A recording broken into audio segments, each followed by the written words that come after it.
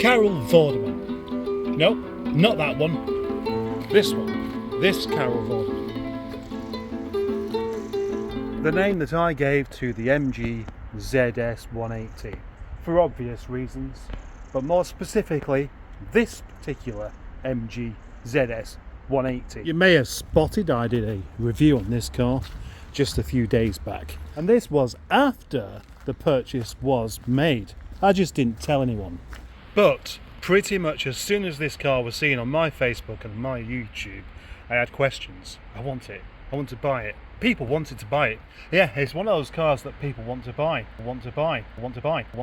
Yeah, and that was the initial purpose for me acquiring it in the first place.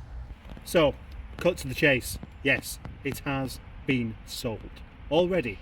But it's not leaving the yard yet, because the rather excellent fellow that has bought this car doesn't really want it quite as it is. Indeed, he does want this car to be as standard as it was when it left the factory, with no added stuff anywhere, and to be tidied up somewhat, a few jobs done on it, and then it can leave to its new, what you might call a forever home in Nottingham.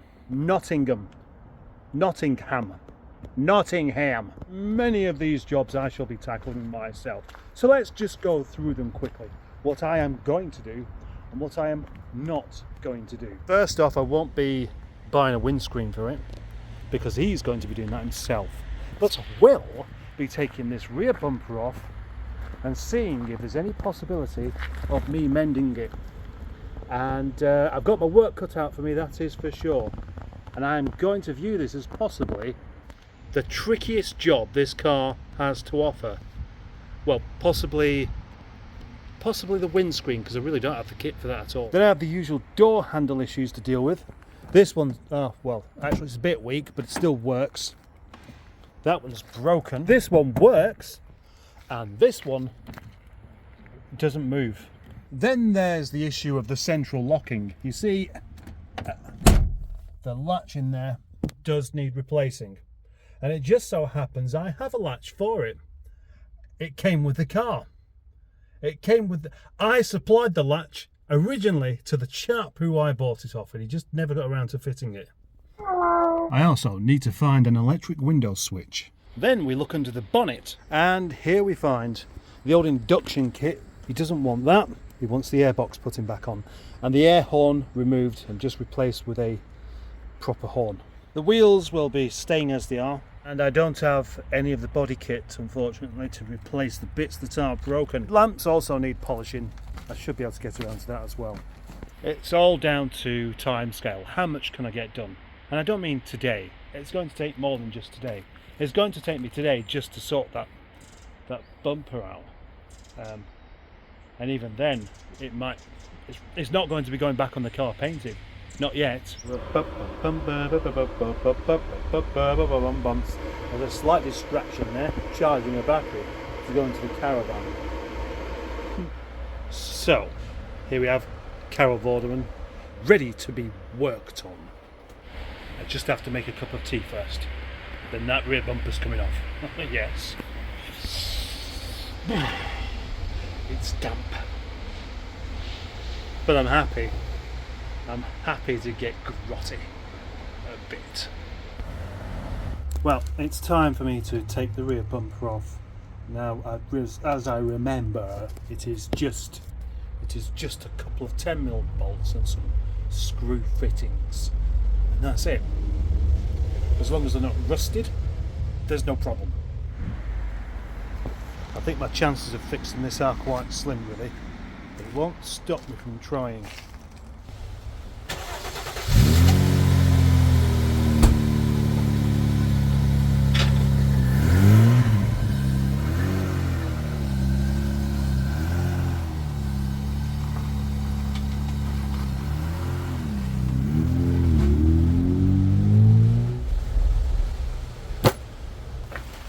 That's off. Now I've just got to fix it. Anyway, it's quite fortunate, I would say, that this bumper wasn't split all the way off, but just quite badly. And it's been just stuck together with this stuff, whatever that stuff is. It's quite crumbly. I'm going to have to See if I can peel it all off first.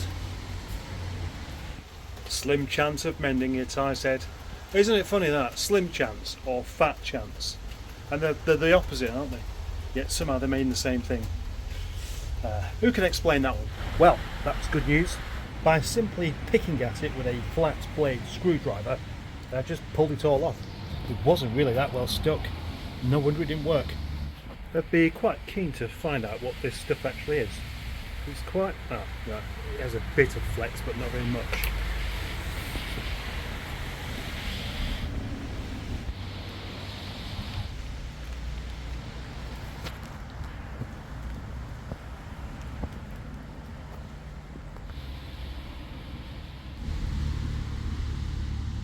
Now I'm thinking maybe gaffer tape the front of the bumper to hold it in place as well, because there is a gap, quite a big gap, which I'd like to remove.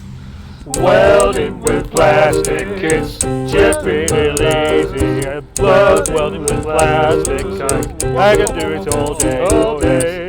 Yeah, mate, what do you reckon to this? Do you reckon that's a good job or what? Well, Dad, what are you talking about, mate? Get out my fridge! What? Well, that is the first stage of the repair completed. An awful lot of little pinny brace things in there. Bumper stitches.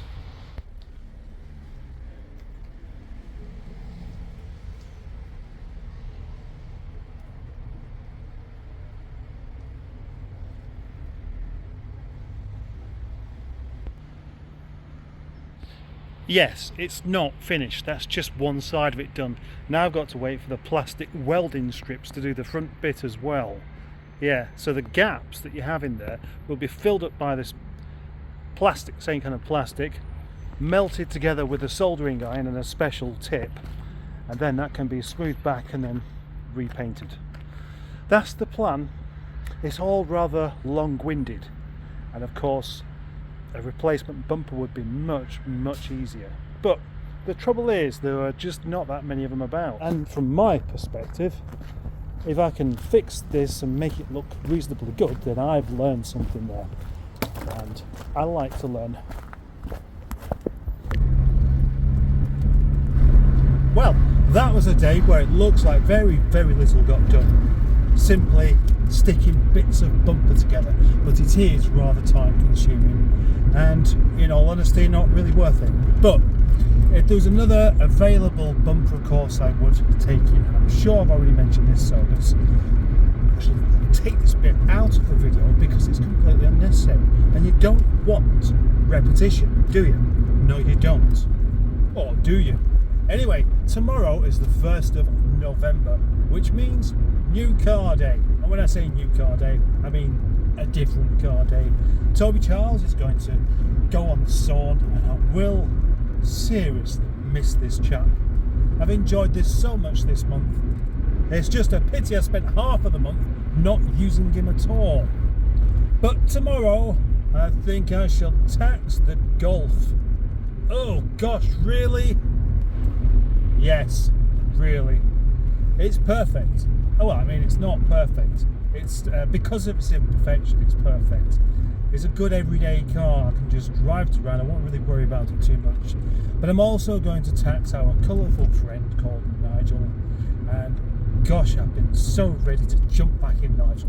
The only thing is, in the past week I've been thinking, right, time to get Nigel prepared for the road again, and I've done nothing. And tomorrow is the 1st.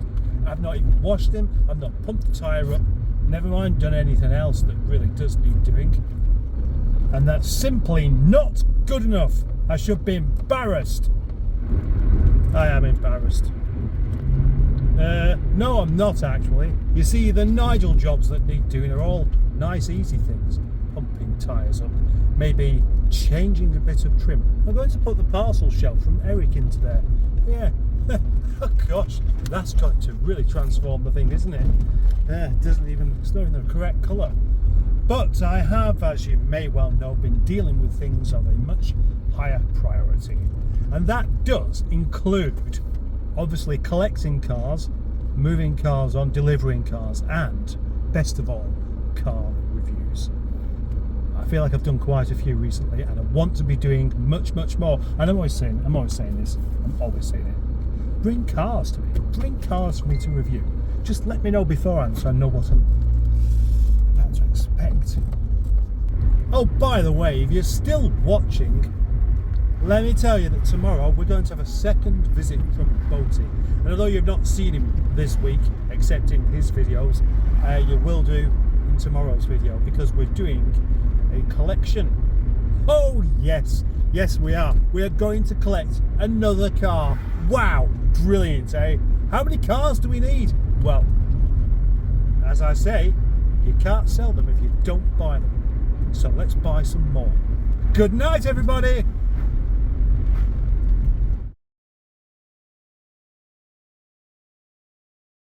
And once where there was an aerial, we now have a military cannon.